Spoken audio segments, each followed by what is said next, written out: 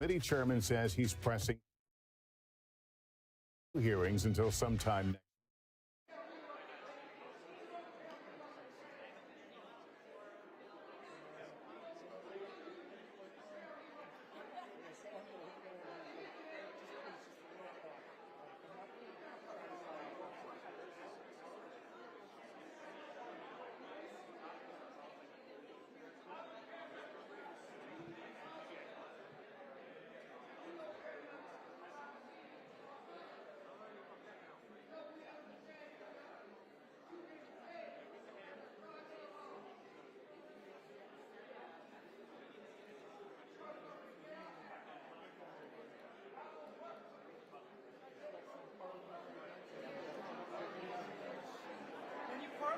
next.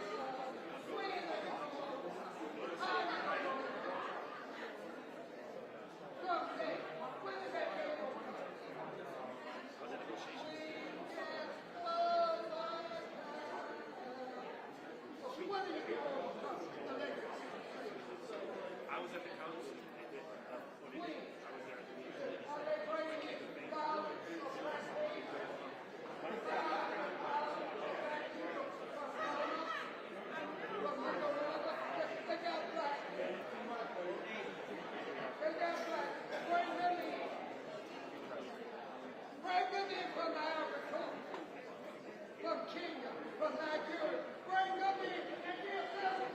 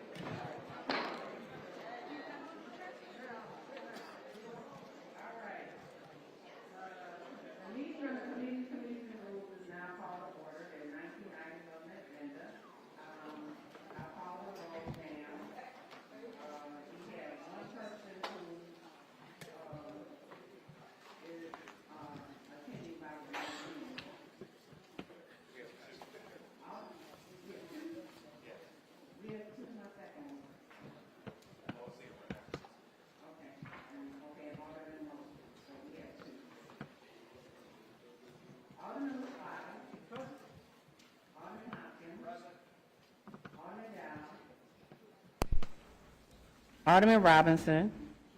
Alderman Yancey. Alderman Hall. Alderman Mitchell. Alderman Beal. Alderman Chico.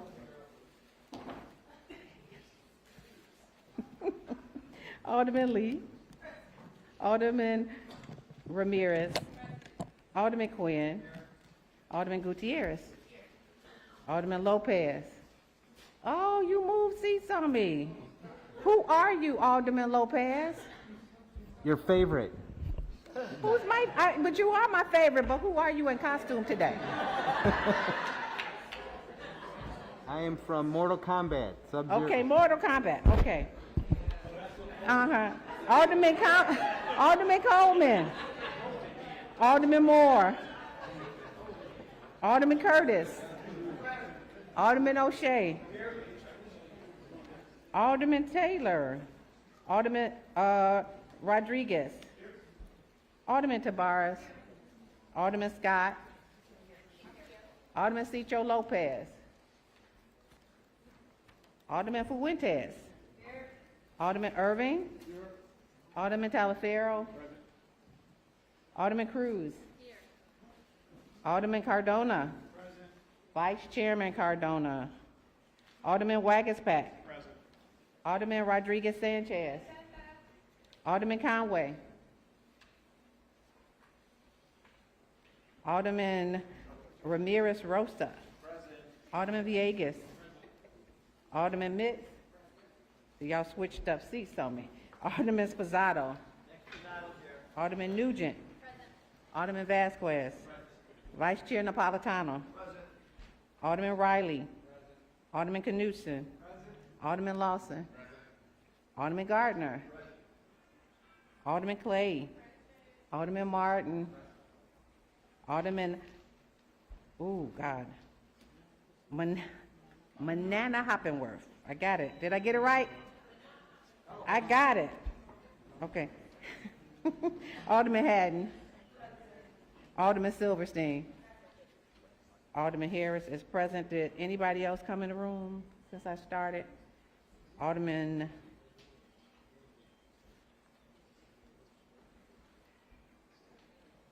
what's that count? We do have quorum, guys.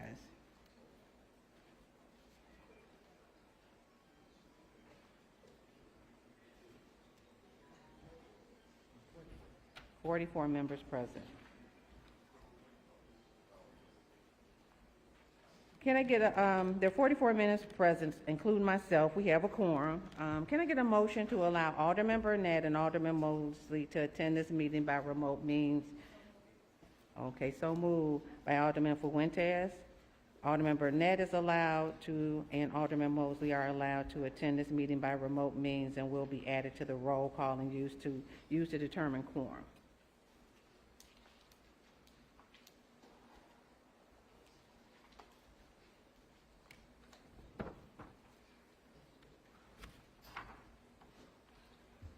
At this time, we'll begin the public comment. Out of respect for everybody's time, each speaker is limited to 3 minutes. And our first speaker is Mr. Blakemore.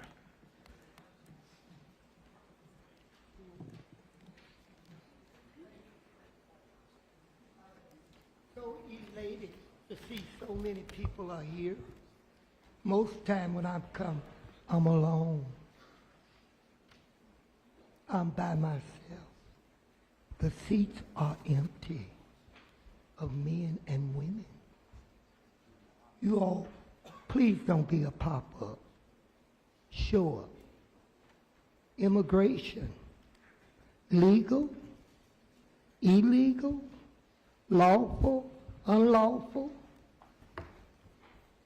a crime against humanity happened to black people when they was enslaved and brought over here. They never received their 40 acres of land, no reparation. And to see other people get in front of the line, get food, shelter, food stamp, medical bills, and it's not only the Venezuelans, but the Mexicans. They are still coming, crossing the Rio Grande. Now, Mr. Blakemore, don't be facetious now. They come up here on roller skates, bicycles, tricycles, cars, trucks, airplanes. See, you are focusing on one group, the Ukraine too. But it's something evil here. I don't see a lot of black Africans coming here.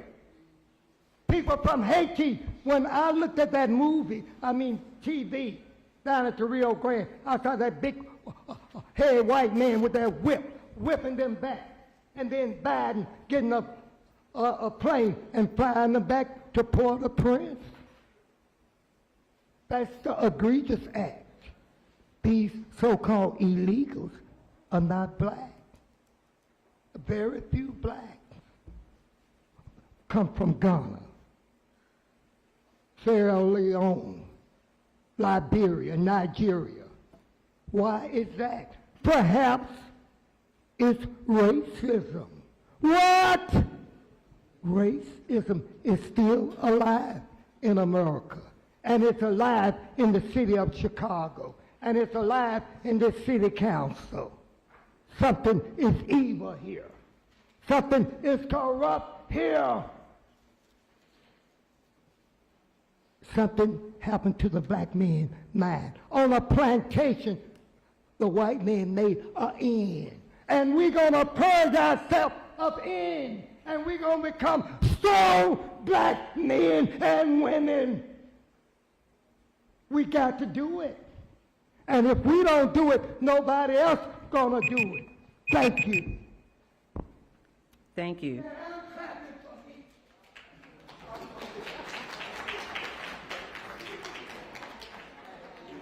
Our next speaker is virtual Jada Potter.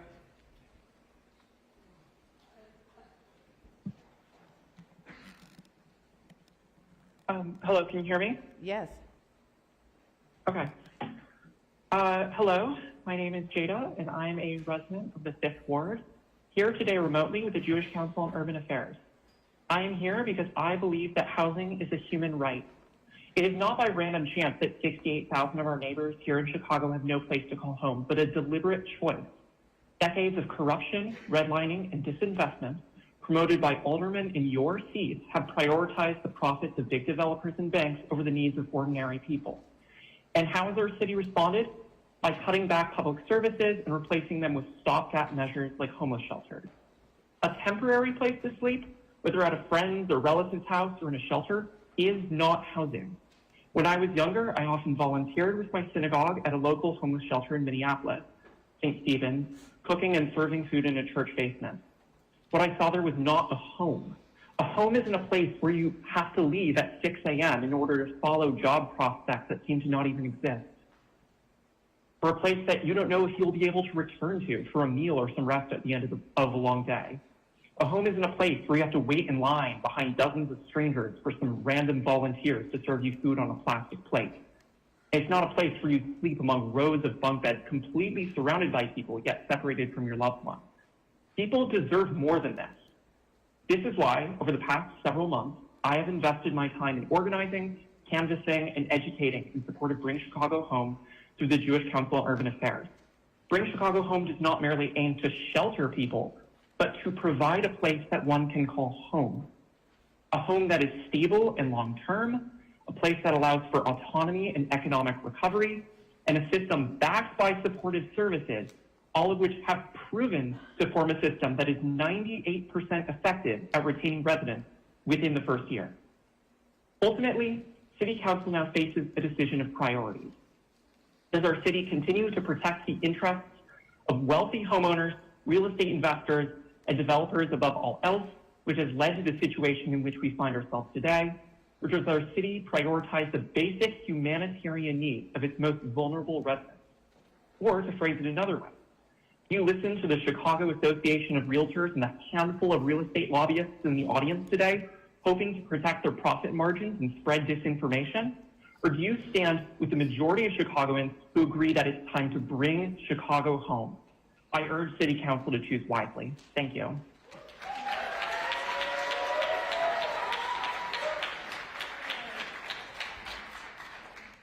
Thank you for your comments. Our next speaker is going to be Tom Benedetto. Tom. He's in the mic. Okay. Hey. You got a mic? You have a, they're going to give you a hand. There you go.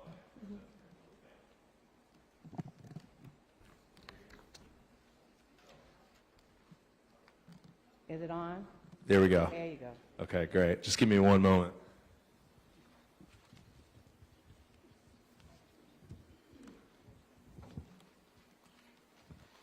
Oh, good morning, Chairwoman Harris, members of the City Council. My name is Tom Benedetto. I'm the Director of Local Advocacy at Illinois Realtors. I'm here today to present a market-based perspective on this ballot initiative. I've provided the chair with a copy of our, it's a one-page overview of our position, as well as a analysis of the current housing market and a snippet from a local article that shows just how volatile this revenue stream is and has been over the last 20 years. So let's first discuss market realities. A healthy real estate market is critical to the residents and economy of Chicago. It allows us to have city services. It helps maintain existing small businesses and lure new companies. It keeps families and neighborhoods stable. But today, Chicago homeowners face high property taxes, rising interest rates, and increased utility costs. Our city's rising vacancy rates, rising median home prices, and rising rents clearly indicate that Chicago's economy and its housing market are in trouble and are both on the verge of further decline. So City Council has a duty to try to avoid what has been described as the urban doom loop, which can already be seen in other major U.S. cities post-COVID. And according to the University of Chicago, the average resident will pay more in property taxes if the values of downtown buildings continue to plunge. Downtown decline affects everyone from West Ridge to West Roseland, from Belmont-Cragen to Belmont Harbor to Bronzeville.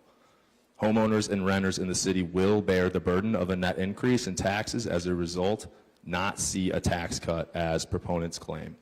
A reduction for a future buyer will have no financial benefit to existing homeowners. With these market conditions in mind, we pose two critical questions for the council today in advance of the vote. Should a market in decline with residents hurting as a result be taxed further? And number two, is a volatile revenue source like a transfer tax, which changes every year based on market performance, an appropriate source of funding for our most vulnerable population? If you care about protecting the housing market from further harm and you care about having stable sources of revenue for the unhoused, the answer to both of these questions is no. In closing, realtors care about and invest our time and resources in keeping our neighborhoods strong. Residents deserve a comprehensive strategy that will create more housing opportunity and affordability. Realtors want and need to be part of the solution and hope to be included in further conversations. Until then, realtors urge you to oppose this initiative today by voting no. Thank you for your time. Thank you. Thank you. Next is Yumi Griggsby, and she's the Chief of Policy from the Mayor's Office, and she's going to be representing everybody that's in the box. Good afternoon, Chairwoman and City Council members. My name is Yumi Griggsby, Chief of Policy for the Mayor's Office. Yumi, do me a favor, and could you not take her time off just for a minute, just to introduce who's in the box, would you? Oh, I'm so sorry. I apologize. So with me in the box, we have Commissioner Brandy Kanazi, Commissioner of DFSS. We have Deputy Managing Commissioner Maura McCauley from DFSS. We have our Budget Director, Annette Guzman. We have a Comptroller, Chase Rowwinkle. We have our Acting Commissioner of DOH, Jim Horan. And I'm sorry, I don't know who the last person is. I'm sorry? Tracy Randol from BOMA. Thank you. Now go ahead. Well, yes. Thank you, Madam Chairman. Is public testimony over? No, it's not. We're still in public testimony. Oh, so I'm sorry, the administration's participating in public Yes, they are. Okay, thank you. Okay, Yumi. Apologies. Daniel Hertz, who is our policy director from the Department of Housing. And we also have Juan Sebastian Arias, who is deputy in the policy team. We have Carla Jacobs, who is with the Bring Chicago Home Coalition. We have, okay, sorry, I'll stop right there. Thank you. Okay, Yumi. Go ahead. Okay. Good afternoon, Chairwoman Harris and City Council members. My name is Yumi Griggsby, Chief of Policy for the Mayor's Office. We're excited to be here today to share with the Committee on Rules the Johnson administration's proposal to address Chicago's homelessness crisis by creating a dedicated, flexible revenue through a progressive real estate transfer tax. We are here today to ask for your support in the first of several steps needed to meet this vision, which is the passage of a resolution to ask Chicago voters to weigh in on the proposal. Mayor Johnson was elected to build a safer, stronger, better Chicago, and that includes his vision of combating homelessness and ensuring all Chicagoans have access have the ability to access housing.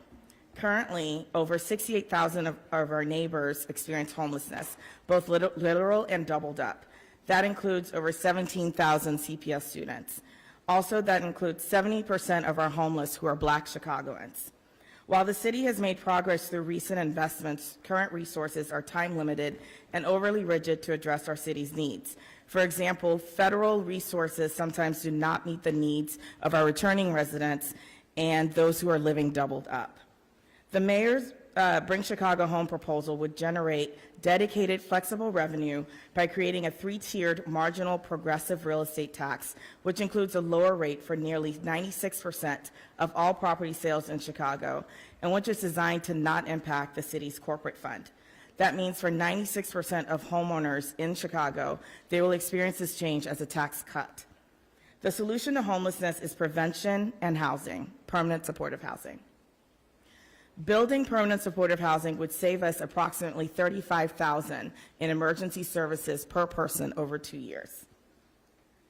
Under the proposal, new revenue generated by the increase over the current real estate transfer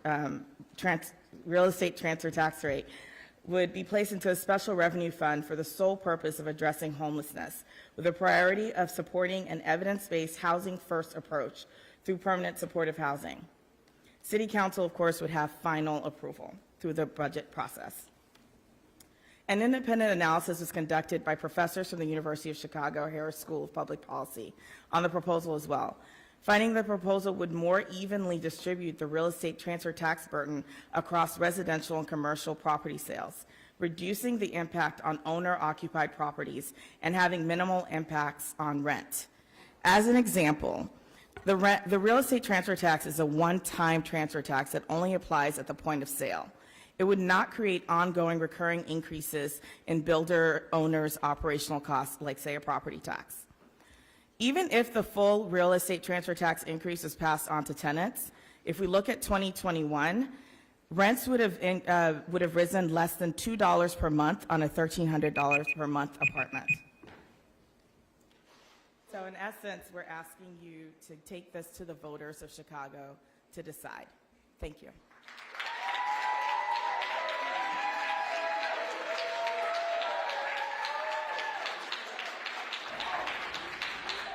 Our next speaker is Tracy Randol.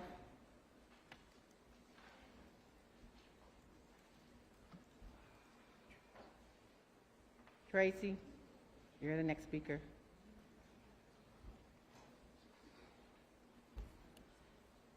Hello. Good morning, everyone. I am Tracy Randolph. I am a disabled vet out of the city of Chicago. I strongly oppose the transfer tax increase. Growing up in Chicago was not easy for me or my family. My mom was a single mom who had to raise 4 children in Chicago, who was on welfare. And I am one of those 4 children. And tragically, 2 of my siblings was murdered in Chicago. My little brother was murdered in 2012. My sister was murdered in 1992. Through all of these difficulties that has happened in my family, I rose to the occasion. I didn't want to let my circumstances affect me.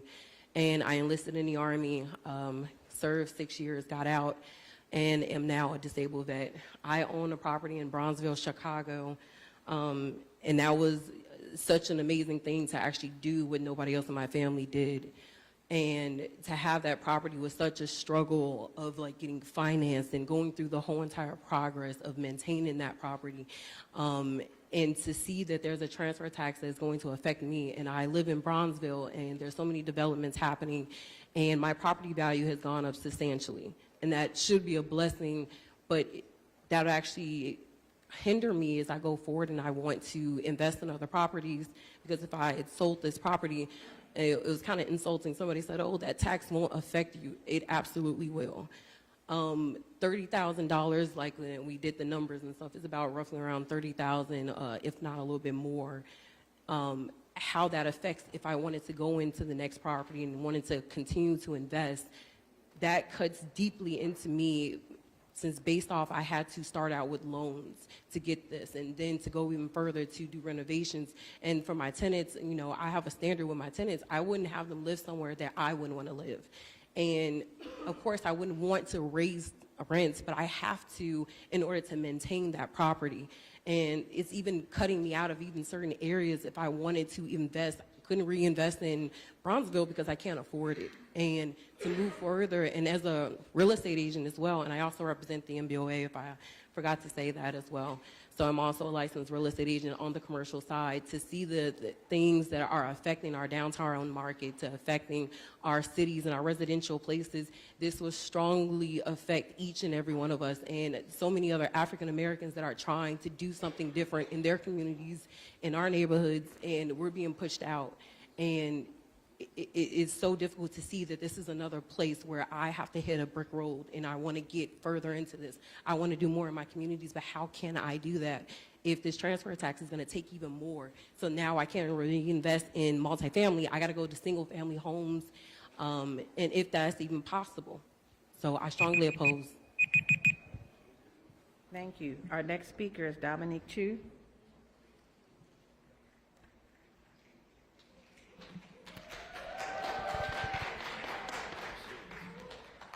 Good afternoon.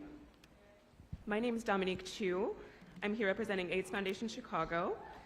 I'll refer to it as AFC moving forward, and I'm also a resident of the 45th Ward. As an advocate for people living with and vulnerable to HIV, as a renter, as a Chicagoan, I'm here to speak in support of Bring Chicago Home. AFC believes that housing is a human right. We believe that housing is healthcare.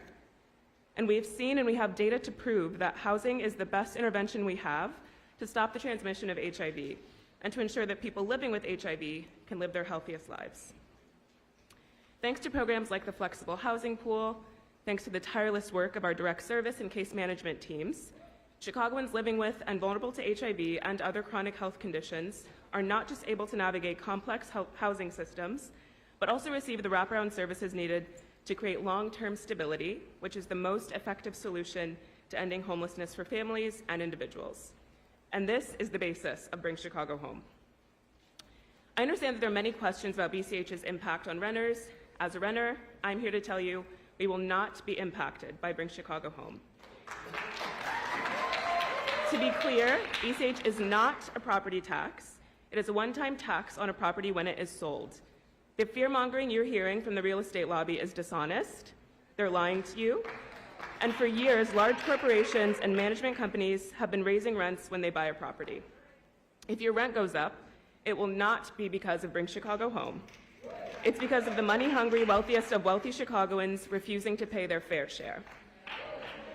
And as a Chicagoan, we live in the greatest city in the world.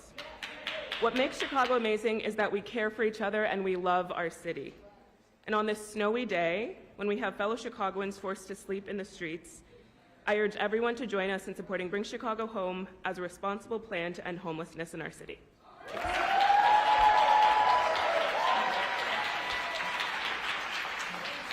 Thank you. Our next speaker is Farza Perrine.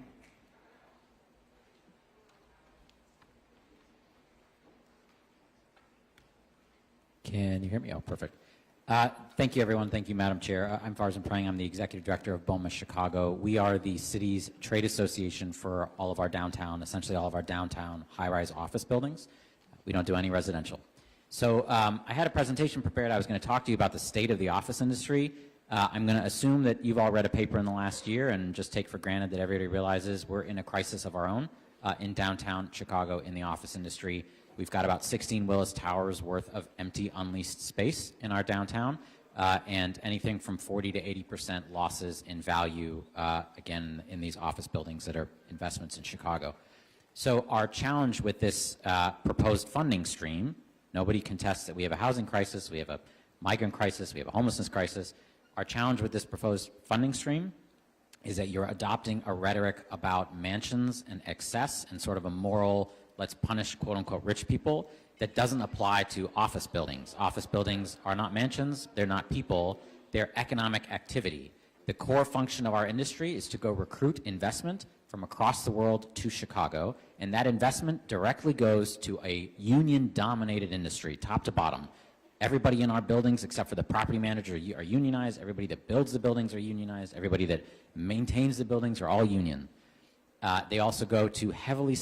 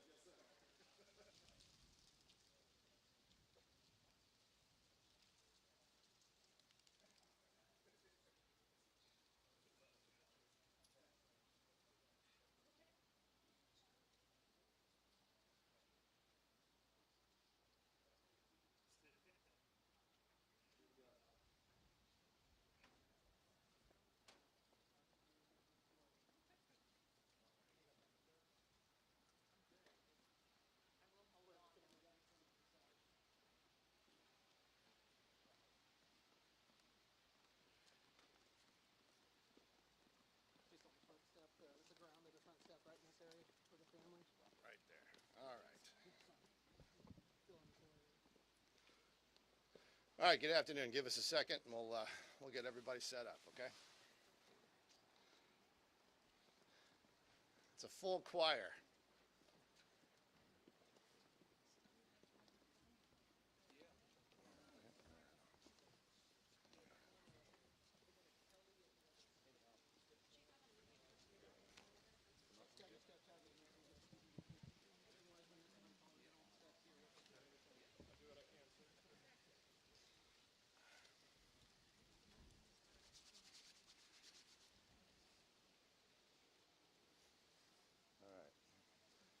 Where's the rest of them?